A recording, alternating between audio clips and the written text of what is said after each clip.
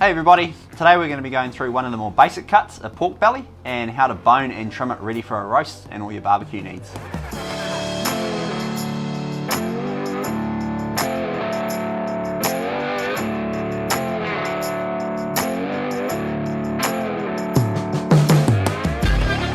So first thing that we're going to do is we're going to remove the flare fat. So the flare fat is this fat that all runs down here. You can kind of see it covering the meat a little bit. We want to remove that first. So first thing I'm going to do is make a light cut, not through the meat, just through the fat. Okay, so just a nice light cut like that. We can kind of see the flare fat's kind of removed a little bit there.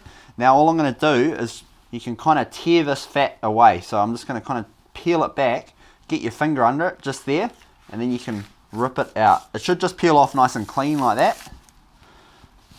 Might have a little bit of excess there, but that's fine. That's just about what you want to do. So this fat's really good. You can wrap beef roast, you can wrap anything in it. You can use it for sausages. It's a really good little bit of fat there that we can use. Cool, so next step, we need to find out where our spare rib is, okay? So we need to remove this bone here. So first thing we're going to do is start from the top. We can see a little bit of meat through here. So it's all about feeling when you're boning, like I always say. So all I'm going to do is kind of run the tip of my knife just down on this bit of soft cartilage bone here. Okay. As you do that, you can kind of see the bone starting to show itself there. So all we're going to do is carry on along this line here with the knife flat, not pointing in. If we point it in, we're going to start cutting into our belly, so we don't want to do that. Cool. So I'm just going to carry along there. The more you clear away, obviously, the easier it's going to be to see the bone. So just feel it out. Take your time on this kind of stuff. So as we can see, it's going all the way down there now. So, and just take any excess trim off again. Save all this stuff as sausages. Sausages or pork trim, either or. I've got the cartilage bone there. Cool. We've pretty much cleared that side nice and well. So we can see it all coming along here now. Now all we need to do is go down the back side. So I'm going to spin it around and we can see our bone just kind of sticking out there. So all I'm going to do, start from this corner. So I just want to start from this corner and start running my knife just down the end of those bones there. We should start peeling the pork belly off as we go. So we're just going to go along nice and easy. Just go along the top if you want. We can finish off and go down the bottom at the end there. So, in there. So again, we've pretty much cleared this back side now. Flip it over, you can kind of see where it's going to end. It's around there.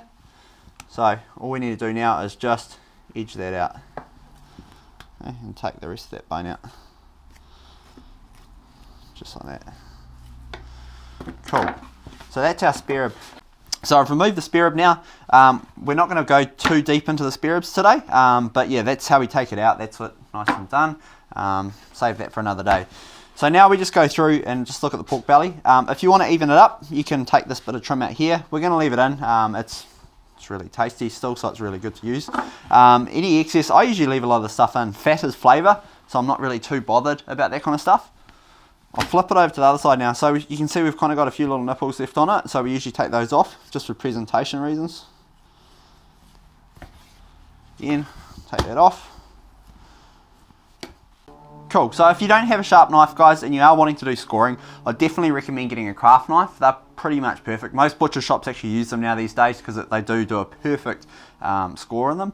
So yeah, if you are wanting to score, again, craft knife or sharp knife, just using the tip of your knife, you don't want to go too deep in it. I usually give it a bit of a steel on the tip there beforehand, and then I just kind of nice and even gaps is the key. So I'm not cutting too deep, I'm just making a nice little slit. So when I salt and oil it, oil's getting in there, the salt's getting in there, it's really turning it into it makes it nice and crispy when we're cooking. So yeah. So you got even gaps. So we're just doing a standard score. Cool, so nice even spacing. Sweet. So from here you can basically flip it over, you can roll it. If you go back to one of my tying videos, you can go through and learn how to do a Thai pork belly. If you're going to do a pork belly, I definitely recommend rubbing all your stuff on the inside first up. Gives it tons of flavour, so do that if you're wanting to roll. Otherwise, if you're wanting to do some little pork belly pieces in your low and slow barbecue, I definitely recommend trimming that crackling off and doing it on its own. But again, there's so many options for the pork belly. It's such a great, tasty cut. So that's it for today's episode, guys. Thanks for watching. Stay tuned for more great butchery and barbecue advice.